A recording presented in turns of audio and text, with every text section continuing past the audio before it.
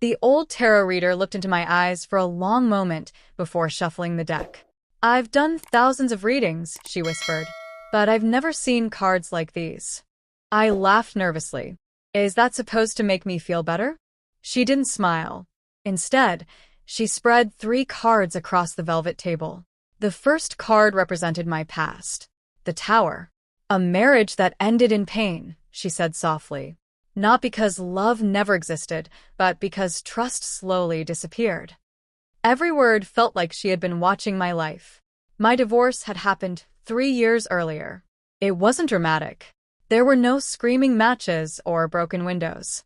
Just 2 people who slowly became strangers until there was nothing left to save. She flipped over the second card. The Hermit. "You've spent years rebuilding yourself," she continued. "You've learned how to be alone. But your heart still wonders if it will ever love again." I nodded.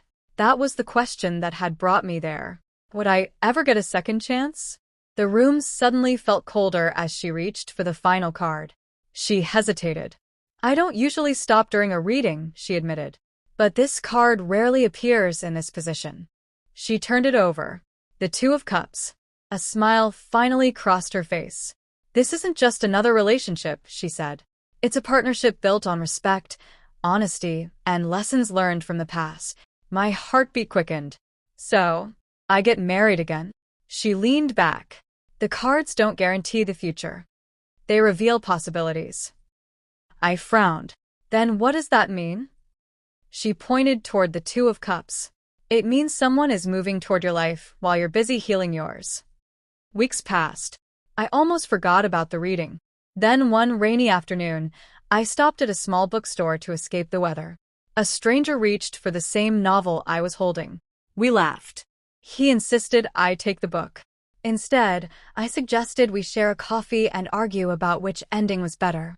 That conversation lasted 4 hours. One coffee became many. Friendship slowly became love. Unlike my first marriage, there were no rushed promises, no impossible expectations. We talked through disagreements instead of avoiding them. We listened instead of trying to win. For the first time, love felt peaceful instead of exhausting. Months later, I remembered the tarot reading.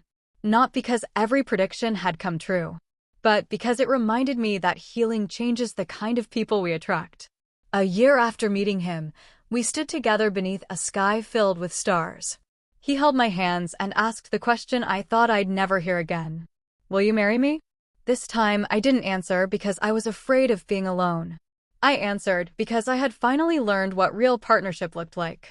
As we walked back to our car that night, I remembered the tarot reader's final words.